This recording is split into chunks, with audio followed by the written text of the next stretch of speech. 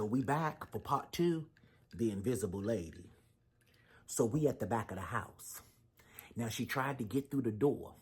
When she opened the door, the screen door made a squeaking sound. He turned around and holding in his hand was a plate of food.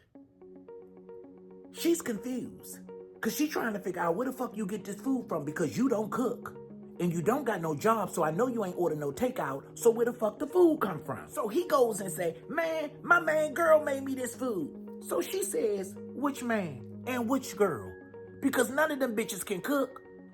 So as she looked down at the plate, she noticed it was a home-cooked meal. Pork chops smothered with gravy and rice. String beans and a biscuit?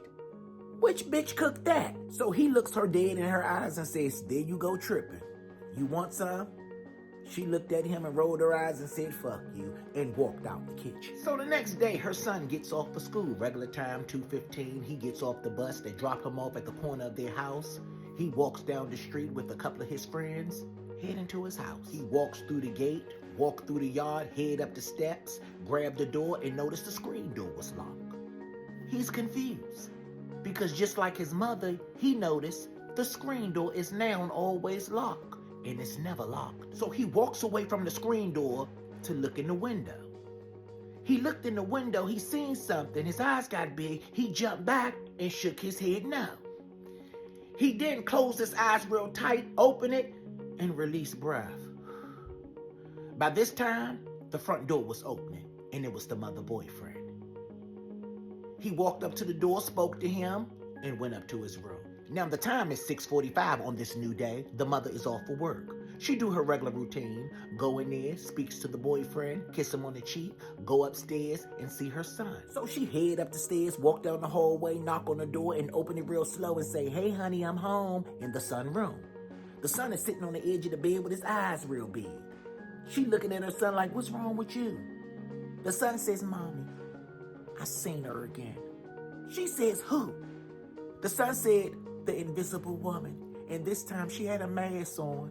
I closed my eyes and opened my eyes back open and she was gone, mommy. So the mother said, I'm sick of this shit. She disappeared, she invisible. Where's you getting this shit from? He says, for real, mommy, me not lying. I seen her when I was on the front porch looking through the window because the screen door was locked. So now the mother thinking to herself, this shit is too detailed. The screen door was locked on me the other day. And you say she had a mask on. You close your eyes and open your eyes, she disappeared. Something the fuck going on. So she started to get a little worried. She started feeling underneath his chin, feeling his head to see if he warm or if he's sick and shit. Told him to follow my finger. I don't know if I need to call a priest. You need to see a doctor. What the fuck is going on? The mother is just going through the motions. So she throws her hands up and say, look, I need a minute. So she leave his room, close the door behind her, walk down the hall to her room, go in her bathroom, sit on her toilet, pull out her phone, and called her girlfriend. She dialed the number, ring, ring, ring. The girlfriend answered the phone. Hey, bitch, what's going on? She said, bitch, a lot. The girlfriend said, what you mean a lot? She said, my motherfucking son keeps saying he's seeing this invisible woman. One day she wearing a mask, the next day she disappeared. Bitch, I don't know what's going on. That motherfucking nigga downstairs better not be bringing no bitch in this house. And if we don't know nothing, we do know one thing that our girlfriends gonna do, bitches, make the situation worse and put shit in our head. Yeah, probably be that big bitch across the street, probably sneaking in your house, sucking your man's dick. And here she go, you think so? Nah, that bitch too big. She ain't invisible. She noticeable. And here go the friend. Shit, don't sleep on these big girls because you know they cook better than us. And here she go, bitch.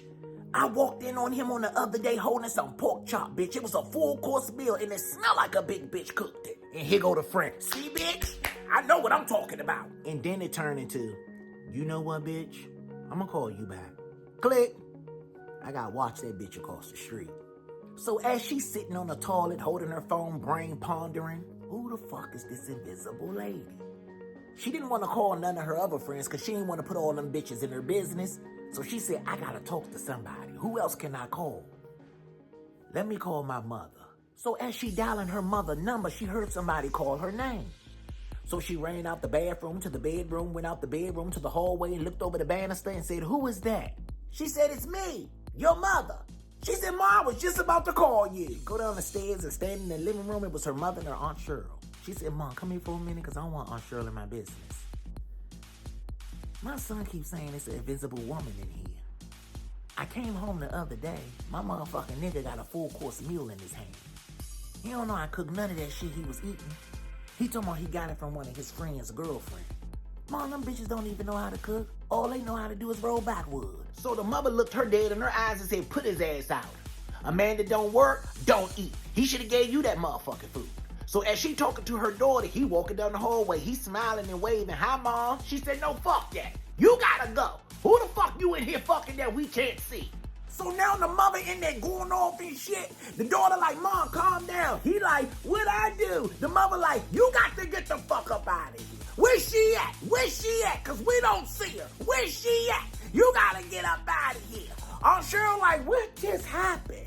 The daughter like, bye, Mom, bye, I'm gonna call you. Finally get her and Aunt Cheryl out the door, shut the door, locked it, turned around, she breathing hard, bitch, and she was like, I don't know what the fuck is going on, but I'm gonna find out. So he like, what the fuck you talking about? She rolled her eyes and said, fuck you, nothing. Walked up the stairs, head down the hallway. As she's walking to her room, she noticed her son's door was open, so she goes in the door and peeked her head and said, baby, you okay? He says, Mommy. She like, huh? He says, I just seen the invisible lady again. She said, you know what? This is beginning to be too much. I'm taking your little ass to get some help. So she stormed out his room, head down the hallway, went to her room and prepared for work for the next day. She had work the next day asking her co-workers all type of questions. You believe in ghosts? Do you think invisible people can talk to your kids through the game? Is there a cartoon that come on TV about invisible people? The people at the job looking at her weird as shit saying, we about to clock out for lunch. She like, already? We just got here. It's 9:45 a.m. They say, yeah, we go early. So it's time for her to go home because she ain't do shit anyway but think about the invisible lady. So as she in her car, she heading home, her phone rang. She looked down at the call ID and she goes, oh, shit. But she answered anyway. It was her baby father calling from jail. So she on the phone with him and they having a conversation like they don't want to talk to each other. They don't like each other. They wish they never had a baby with each other. That's in the first part of the conversation. The second part of the conversation, he asking her, do you miss me? She's saying, fuck no, but I know you miss me. He's saying, I don't miss you. I just wanted to see if you miss me. All this jail shit. In the third part of the conversation, he like, send me some money. She like, nah, fuck you. I ain't sending you shit. Then he like, man, I don't need you to send me no money. I got money out there. Matter of fact, go pick up some money from my man and send it to me. She like, nah, if I go pick up some money from your man, I'm gonna give it to your motherfucking son. Then the fourth part of the conversation, he like, you still fucking that bum? She like, boy, mind your motherfucking business. I ain't fucking you. Then the fifth part of the conversation, he like, when we getting back together? We gonna get married, ain't we? She like, boy, in your motherfucking dreams. Then the final part of the conversation, they want to leave you with words of encouragement. Some Allah done told them in there. Nah, they should have been listening to Allah out here. Maybe they wouldn't be in there. So he goes to tell her, yeah, keep your head up out there.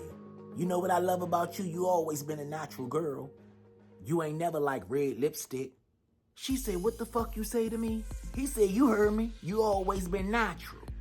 She said, nah, fuck you mean red lipstick? What do you mean when you say that? He said, I'll tell you in part 3.